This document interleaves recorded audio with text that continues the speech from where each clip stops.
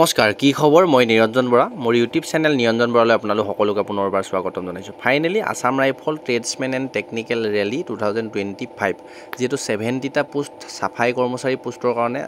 যেটো আপোনালোকৰ আছিলে বা আৰু লগত 215টা টোটাল পোষ্ট আছিলে বাকিখিনি টেকনিকেলৰ পোষ্ট আছিলে তাৰ যেটো ফিজিক্যাল টেষ্ট ট্ৰেড টেষ্ট আৰু ডকুমেন্ট ভেৰিফিকেশন হৈ গ'ল ইয়াৰ পিছতে নেক্সট স্টেপ আপোনালোকৰ এক্সাম অনুষ্ঠিত হ'ব এক্সাম যেহেতু তাৰ ওপৰত এখন নটিচ আহিছে আপোনালোকৰ ভিডিওটো শেষলৈকে চাব যদি কোৱালিফাই হৈ আছিলে আসাম ৰাইফলৰ ট্ৰেডছমেন এণ্ড টেকনিকেল ৰেলীত এই নটিছখন আৰম্ভ কৰাৰ আগতে কি কথা কৈছে মই গোটেইখিনি কথা বুজাই দিম ভিডিওটো আৰম্ভ কৰাৰ আগতে মোৰ ইউটিউব চেনেলটো যদি সাবস্ক্ৰাইব কৰি ৰখা নাই তেন্তে সাবস্ক্ৰাইব কৰি ৰাখিব এনে ধৰণৰ গুৰুত্বপূৰ্ণ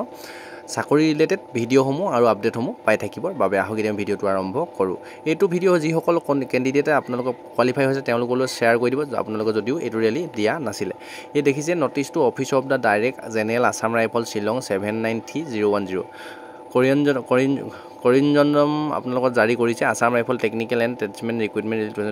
2025 ওপৰত ইয়াত দিছে যে reference notification in employment news date আছিলে 22 ফেব্ৰুৱাৰী 2025 পৰা আছিলে মেমো নাম্বাৰ এইটো আছিলে ব্ৰাঞ্চ 30 জানুৱাৰী 2025 লৈকে নটিছটো আহিছিলে ইয়াত দিছে যে 1 number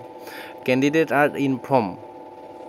that wherever written test with maintain in the above notification advertisement মানে যেটো নোটিস দিছিলে তাত ন তাত এটা কথা উল্লেখ কৰিছিল it should be read as computer based test CBT মানে তাত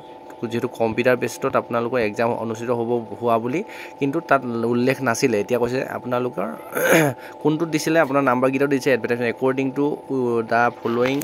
পেৰাগ্ৰাফ ষ্টেণ্ডাৰ্ড এমেন্ডমেন্ট পাৰা 7 নম্বৰ পেৰাগ্ৰাফটো চাবলৈ কৈছে 23 নম্বৰ 24 আৰু 25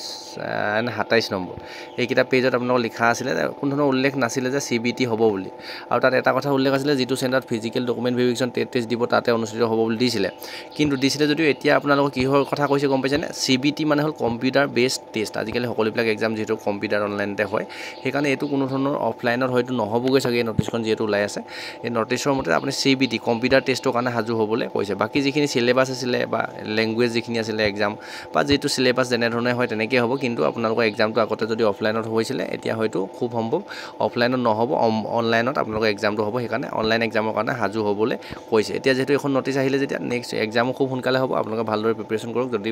ফিজিক্যাল টেষ্ট ডকুমেন্ট ভেৰিফিকেশন আৰু টেট টেষ্ট যদি কোৱালিফাই কৰি আছিল আৰু আসাম ৰাইফলৰ ওপৰত A to Z ডিটেইলছৰ ভিডিওসমূহ লিংক ডেসক্ৰিপচনত পাই যাব প্ৰতিটো টপিকৰ ওপৰত মই ভিডিও বনোৱা থোৱা আছে সেই ভিডিওখিনি চাই ল'ব যদি আৰু কিবা কথা বুজি নাপায় এক্সাম সিলেবাসটো তাতে পাই যাব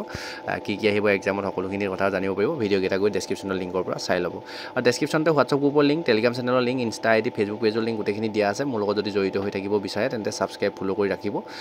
এই ভিডিওটো সকলোখিনি লগৰ বন্ধু বান্ধৱীলৈ শ্বেয়াৰ কৰি দিব আজি ভিডিওটোৰ পৰা ইমানতে বিদায় লৈছো নেক্সট আকৌ অন্য এটা অতি গুৰুত্বপূৰ্ণ ভিডিও হৈতে আপোনালোকক লগ পোৱাৰ প্ৰতিশ্ৰুতি আৰু যদি কিবা বুজি পোৱা নাই তেন্তে কমেন্ট কৰিবলৈ নাপাহৰিব ধন্যবাদ